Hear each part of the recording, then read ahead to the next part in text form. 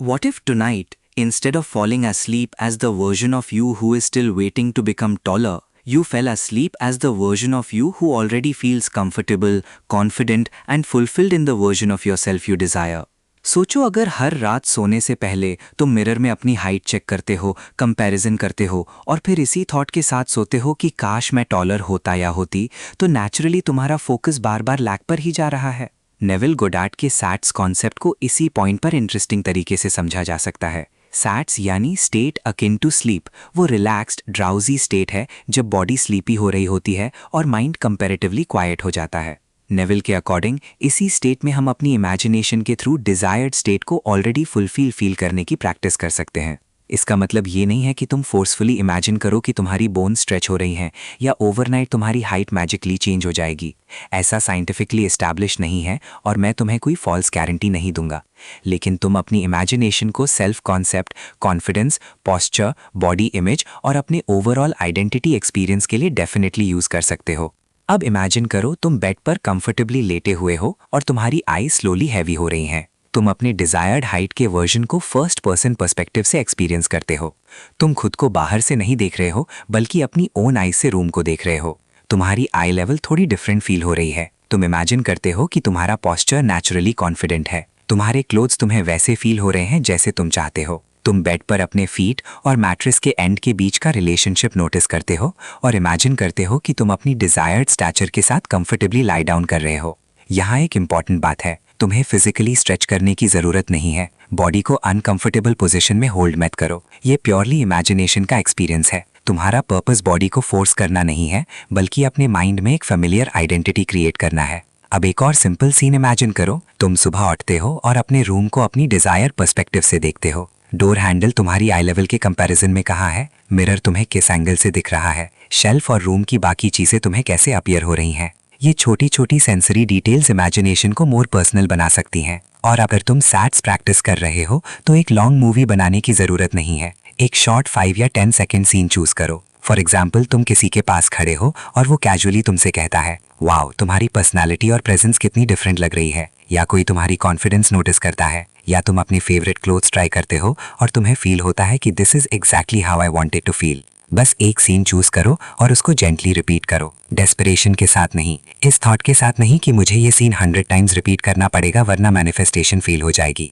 Simply because तुम उस identity को फेमिलियर बनाना चाहते हो। नेविल गोडार्ड के feeling of the wish fulfilled का मतलब ही सिर्फ एक्साइटमेंट या एक्सट्रीम इमोशन नहीं है। कभी कभी सबसे पावरफुल फीलिंग बिल्कुल नॉर्मल होती है। ऑफ कोर्स ये नॉर्मल है। It is done. मुझे याद है जब मैं इस चीज को लेकर इनसिक्योर हुआ करता था। डिफरेंस देखो, I hope I become taller और I remember when I used to worry about my height. दोनों स्टेटमेंट्स की एनर्जी कंप्लीटली डिफरेंट फील होती है। पहला थॉट डिजायर को फ्यूचर में रखता है और दूसरा ओल्ड आइडेंटिटी को पास्ट में प्लेस करता है। अब यहीं से सेल्फ कॉन्सेप्ट का पार्ट स्टार्ट होता है। अगर तुम्हारा ओल्ड आइडेंटिटी ये है कि मैं शॉर्ट हूँ, मैं छोटा दिखता हूँ, मैं फोटोज में ऑकवर्ड लगता हूँ, लोग मुझे सीरियसली नहीं लेंगे, तो प्रॉब्लम सिर्फ हाइट की नहीं रह जाती। धीरे धीरे ये कंप्लीट आइडेंटिटी बन सकती है। और इसी पॉइंट पर मुझे अनन्या की स्टोरी याद आती है।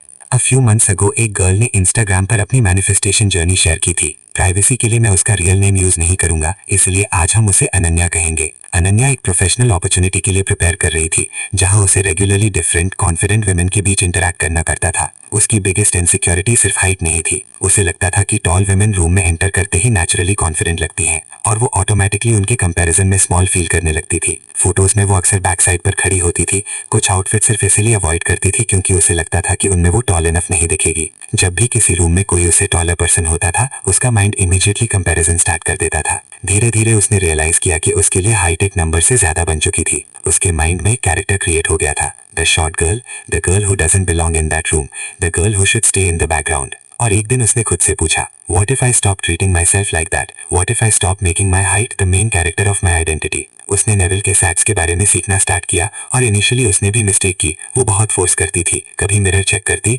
कभी मेजरमेंट लेती, कभी सक्सेस स्टोरी सर्च करती और जब इमीडिएटली कुछ डिफरेंट नहीं दिखता तो फ्रस्ट्रेटेड हो जाती। एक रात उसने डिसाइड किया कि अब वो रिजल्ट को फोर्स नहीं करेगी। उसने एक सिंपल सीन चूज किया। वो इमेजिन करती थी कि एक प्रोफेशनल इवेंट के बैक स्टेज में खड़ी है, उसके आसपास लोग बात कर रहे हैं, वो अपने क्लोथ्स को कंफर्टेबल फील कर रही है, उसकी पोस्चर कॉन्फिडेंट है और उसके पास खड़ी एक वुमन कैजुअली कहती है, you carry yourself so differently now.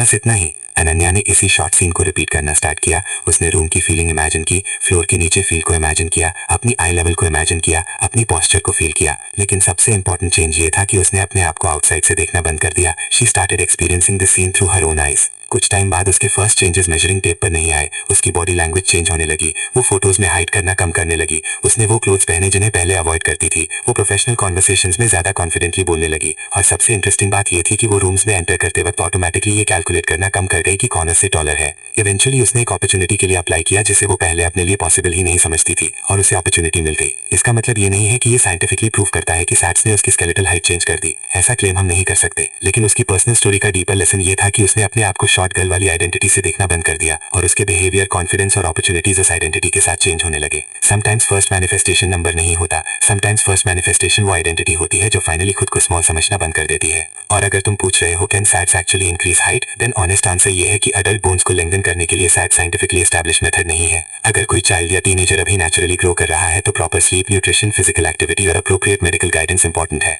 Adults के केस में हाइट लार्जली स्केलेटल बायोलॉजी से डिटरमिन्ड होती है। इसलिए अगर तुम सैट्स प्रैक्टिस करते हो और फिजिकल हाइट चेंज नहीं होती तो अपने आप को फेलियर मत समझना। तुम्हारी वर्थ तुम्हारी हाइट से डिसाइड नहीं होती। अब एक सिंपल 7 नाइट रूटीन की बात करते हैं। नाइट 1 पर सिर्फ डिजायर्ड आइडेंटिटी को फील करो। नाइट 2 पर आई लेवल इमेजिन करो। नाइट 3 पर फुटबोर्ड और बॉडी पोजीशन को इमेजिन करो। नाइट 4 पर एक शॉर्ट सोशल सीन चूज करो। नाइट 5 पर क्लोथिंग, पोस्चर, रूम और सेंसरी डिटेल्स कंबाइन करो। नाइट 6 पर सीन को कंप्लीटली ऑर्डिनरी बना दो। और नाइट 7 पर एफर्ट ड्रॉप कर दो और बस इस फीलिंग के साथ सो जाओ कि this feels normal to me. 7 nights कोई मैजिकल डेडलाइन नहीं है, ये सिर्फ कंसिस्टेंसी के लिए एक स्ट्रक्चर है। अगर तुम्हें कुछ फील नहीं होता देन भी ओके है। तुम्हें ड्रामेटिक इमोशन क्रिएट करने की जरूरत नहीं है। अगर तुम विजुअलाइजेशन करते करते इंस्टेंटली स्लीप कर जाओ देन दैट्स ओके टू। अगर सुबह उठकर कुछ विजिबली डिफरेंट नहीं दिखता देन पैनिक मत करो। और अगर नेगेटिव थॉट आ जाए तो ये मत सोचना कि मैनिफेस्टेशन फेल हो गई, बस जेंटली रिटर्न करो। I know the identity I am practising. अगर तुम बार बार कंपैरिजन करते हो तो कंपैरिजन को नोटिस करो और अटेंशन वापस अपने ऊपर ले आओ। अगर मिरर में तुम्हारी प्रेजेंट फिजिकल अपीयरेंस वही है तो उसे डिनाई करने की जरूरत नहीं है। मिरर को देखो और बस इतना याद रखो कि प्रेजेंट अपीयरेंस तुम्हारी एंटायर आइडेंटिटी नहीं है। और अगर तुम एफर्मेशंस भी यूज करना चाहते हो तो सैट्स के साथ कंबाइन कर सकते हो। बस रूटीन को अननेसेसरी कॉम्प्लिकेटेड मत बनाओ। एक सिंपल एफर्मेशन जैसे I feel comfortable in my body भी इनफ हो सकता है। अब एक बार इमेजिन करो कि तुम रात को बेड पर हो, बॉडी रिलैक्स्ड है, आईज हैवी हो रही हैं। तुम किसी रिजल्ट के पीछे नहीं भाग रहे, तुम बस अपने डिजायर्ड वर्जन को एक्सपीरियंस कर रहे हो। अपनी आईज से रूम देखो, अपनी आई लेवल नोटिस करो, अपनी पोस्चर नोटिस करो, अपनी क्लोथ फील करो। इमेजिन करो कि तुम अपने बॉडी में कंफर्टेबल हो। इमेजिन करो कि तुम किसी को इंप्रेस करने की कोशिश नहीं कर रहे because you already feel enough. अब वो शॉर्ट सीन लाओ। Someone casually says you carry yourself so differently now. तुम सिंपली स्माइल करते हो। तुम्हें एक्सप्लेन करने की जरूरत नहीं है, तुम्हें प्रूव करने की जरूरत नहीं है, बस एक क्वाइट फीलिंग है। Of course this feels normal. और अगर माइंड वॉन्डर करे तो जेंटली वापस आ जाओ। फोर्स मत करो, फाइट मत करो, बस रिटर्न करो। मैं एक इंपॉर्टेंट रियलिटी चेक भी देना चाहता हूँ। नेविल गोडार्ड की टीचिंग स्पिरिचुअल और मेटाफिजिकल फ्रेमवर्क है। सैट्स को अडल्ट स्केलेटल हाइट इंक्रीज करने के साइंटिफिकली प्रूवन मेथड के रूप में प्रेजेंट नहीं करना चाहिए, लेकिन इमेजिनेशन को self concept, confidence, body image, posture और इमोशनल स्टेट के लिए यूज करना एक मीनिंगफुल पर्सनल प्रैक्टिस हो सकता है। सो टुनाइट जब तुम सोने जाओ तो डेस्परेशन के साथ मत सोना। ये मत सोचना कि मुझे कल सुबह कुछ प्रूफ चाहिए। इंस्टेड अपने माइंड में वो वर्जन एक्सपीरियंस करो जो कंफर्टेबल है, कॉन्फिडेंट है और अपनी प्रेजेंस को एक्सेप्ट करता है। शायद तुम इस वीडियो में एक नंबर के लिए आए थे, शायद तुम चाहते थे कि तुम टॉलर हो जाओ, लेकिन अब खुद से एक डीपर क्वेश्चन पूछो। अगर मैं अपनी अपीयरेंस को लेकर कंपैरिजन करना बंद कर दूं तो मैं कौन बनूंगा? अगर मैं रूम में एंटर होते वक्त अपनी वर्थ मेजर करना बंद कर दूं तो मैं कैसे बिहेव करूंगा? अगर मैं खुद को स्मॉल समझना बंद कर दूं तो मेरी लाइफ कौन सी डिफरेंट फील होगी? ये क्वेश्चंस तुम्हारे सेल्फ कॉन्सेप्ट को शिफ्ट कर सकते हैं। और अगर तुम्हें ये वीडियो हेल्पफुल लगा तो कमेंट्स में मुझे बताओ कि अपीयरेंस को लेकर कौन सी ओल्ड आइडेंटिटी तुम फाइनली लीव बिहाइंड करना चाहते हो। वीडियो अच्छी लगी हो तो लाइक कर देना, और अगर तुम चाहते हो कि ध्यान मैनिफेस्टेशन पर ऐसी और डीप मैनिफेस्टेशन स्टोरीज और प्रैक्टिकल टेक्निक्स आती रहे तो सब्सक्राइब जरूर करना। लेकिन एक बात याद रखना, परसिस्टेंस का मतलब ऑब्सेशन नहीं होता। परसिस्टेंस का मतलब है बार बार अपनी चोजन आइडेंटिटी पर जेंटली रिटर्न करना without constantly demanding proof. So tonight when you close your eyes don't fall asleep as the person desperately waiting to become your desired version. Fall asleep experiencing the identity of the person who already feels comfortable, confident and fulfilled within themselves. Because sometimes the biggest transformation begins before the mirror changes. It begins when the person looking into the mirror finally starts seeing themselves differently.